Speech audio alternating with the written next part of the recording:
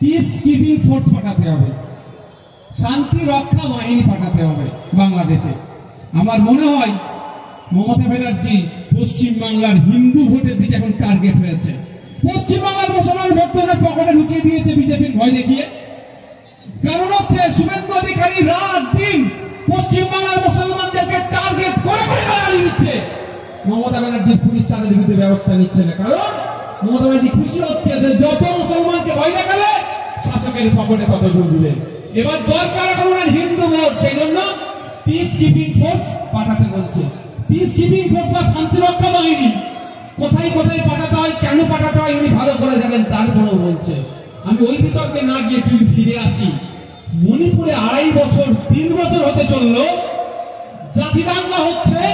আমাদের ভারতবর্ষের মধ্যে আমাদের একটা অঙ্গরাজ্যে প্রায় 400 জনের অধিক মারা গিয়েছে, হাজার হাজার মানুষ বাড়ি ছাড়া ধর্মস্থান আক্রান্ত হচ্ছে, মহিলাদের সাথে ধর্ষণ করে তাকে রাস্তায় নোংরা উলঙ্গ করে ঘোরাচ্ছে। ওখানে কি ফোর্স পাঠাতে হবে মমতা ব্যানার্জি একবারের জন্য বললেন না।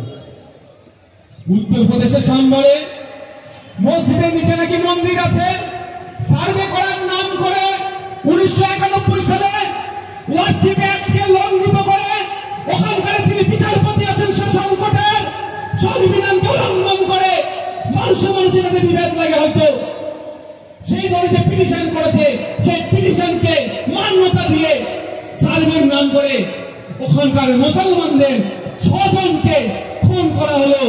ওইখানে কোন ফোর্স পাঠাবে মমতা ব্যানার্জি একবারের জন্য বললেন না। আমরা তো আশা করবো নাকি যদি বাংলাদেশে ফোর্স পাঠানোর কথা বলে আমাদের অঙ্গরাজ্যের ফোর্স পাঠানোর কথা তো তিনি বলবেন, উনি বললেন না। উত্তরাখণ্ডে দেখুন, ছত্তিশগড়ে দেখুন, আদি দলিত হওয়ার জন্য উত্তরপ্রদেশে বাইক চালিয়ে গিয়ে চলে গিয়েছিল একটা দুই অপরাধ, ওখানে দলিতকে পিটিয়েছে। ওখানে কোন ফোর্স পাঠানো দরকার উত্তরপ্রদেশে? ওখানে দলিতদের উপরে অত্যাচার বন্ধ করার জন্য, মধ্যপ্রদেশে আদিবাসীদের উপরে অত্যাচার বন্ধ করার জন্য, মাওবাদী থেকে দিয়ে আদিবাসীদেরকে হত্যা করে জমি জঙ্গলকে দখল করে নিয়ে যে প্রচেষ্টা চলছে, এটাকে বন্ধ করার জন্য কোন ফোর্স মধ্যপ্রদেশে পাঠানো দরকার সেই নিয়ে তিনি একবারও বললেন না। এটা আমাদের খুব ভাবতে হবে, ভাবার সময় এসেছে।